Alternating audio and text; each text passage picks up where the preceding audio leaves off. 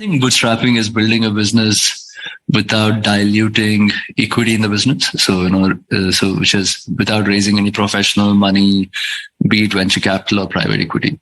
I think few people think raising debt disqualifies them from being bootstrapped, but it isn't. Bootstrapping is not diluting stake in the business, but you can go raise money from, a bank or, borrow money from someone to build a business, that still qualifies you as a bootstrap. Yeah. So, a thing that a lot of people don't know is that there was 12 years that went into work before Zerodha started. Now, I used to be a trader from the late 90s. Nikhil, my younger brother, joined me in 2006. He's 7 years younger.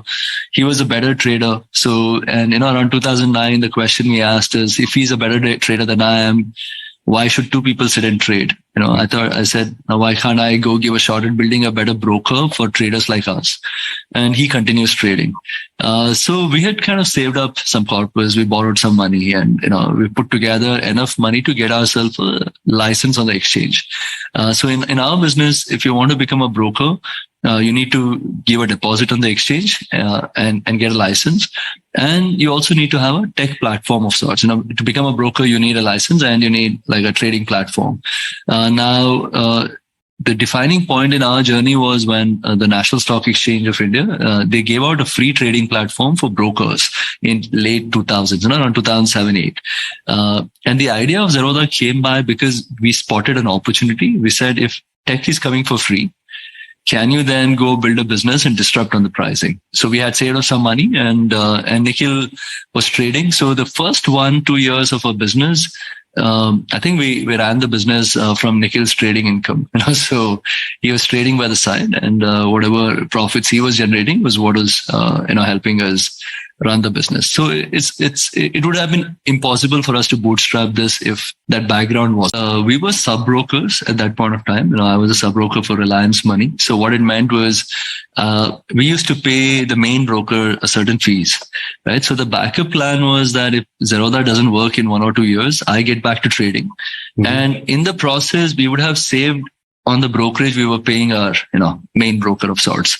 So the backup plan was that. And also when we started, right, our ambitions were very small. There was no, I still remember the first time I sent an email to 4 or 5 of us, who were part of the original team, that if we get to 100,000 customers, it would be like we have arrived in life types, and, because I think if we had like really large ambitions, I doubt if you would have bootstrapped this as well. If I had 11 million as my number when I started the business, it was impossible for you to have built it bootstrap, because then, you would have like, I want to chase this number down and you would have to spend money to acquire customers, and that would have taken you on a different path, So I think in a way, this whole, not being very ambitious also helped, us remaining bootstrapped through the journey. When I think about luck, I think of it a few ways.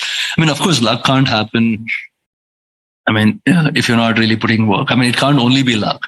But I think one of the things that you can do to increase the odds of getting lucky is, the longer you survive, the higher the odds of you survive, getting lucky, right? As in the sense, a lot of people think Zerodha is a 10-year-old business, but we've been noticed in the last 5 or 6 years. But there was 10, 12 years of struggle that went before Zerodha, right? As in my head, I think Zerodha is like a 22, 23-year-old business, right? And so I survived for 10 or 12 years, and then luck happened, right? As in, and the question was, can you survive long enough before luck happens? Some people have it in the first year, some might have it in the 10th year, some might have it in the 15th year, right? As in, so I think one way to increase the odds of getting lucky is really, just be able to survive long enough. And to be able to survive long enough, I think you need to build a business around your core competencies, right? Around things that you love to do, right? So then, that the time you spend till you get lucky doesn't feel like a drag, in the sense, you can survive easier. The other thing about luck, the way I think of it is, it's more philosophical. It's just more around, like if more people want you to get lucky, your odds of getting lucky also increases, right? And so if your customers want you to get lucky, your team wants you to get lucky, so your When you think of luck like that, then you automatically make choices as a business, which is right for your customer, which is right for your team.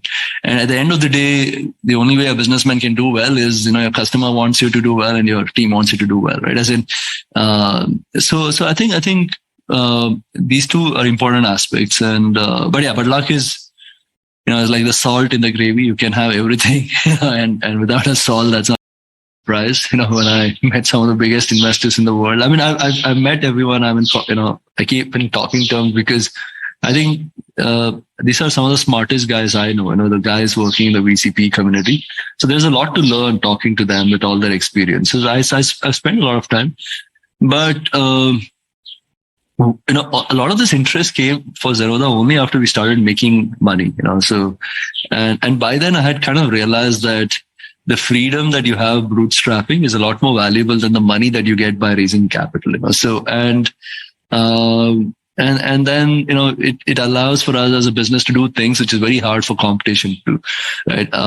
And so once we realized that, then it was a no-brainer. I was like, why even take on this obligation that will force us to change the way we operate as a business? I mean, I think the checks only got bigger over time.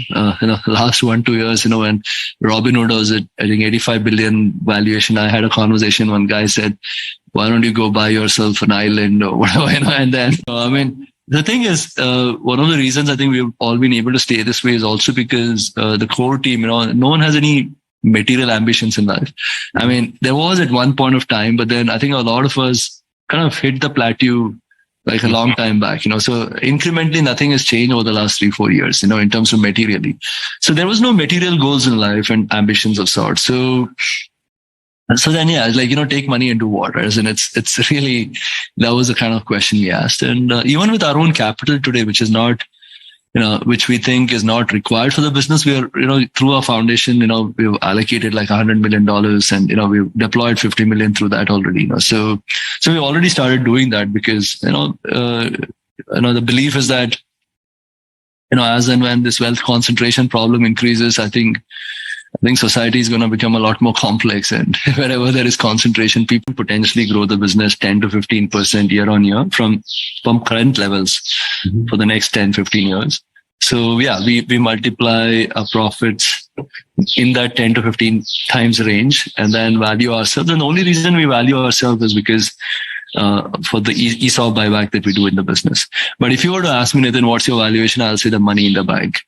So, I mean, that's really why you're valuing yourself, right? I mean, if you're a bootstrap business, you don't have to value. I mean, that's really freedom in itself, right? As in, a bootstrap entrepreneur should go the route of even telling a valuation. We didn't ever declare it, but when we did this whole internal valuation, it got out and it got a lot of press, right? But I think because, as soon as you put that valuation, then you're trying, most entrepreneurs are very competitive in nature.